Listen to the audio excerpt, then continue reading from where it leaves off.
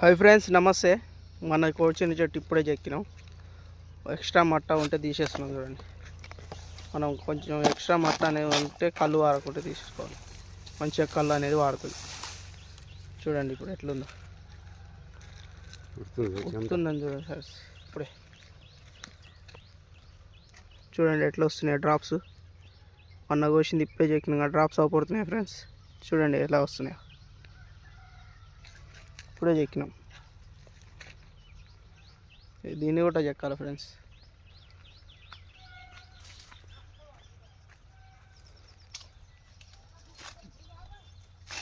ఈత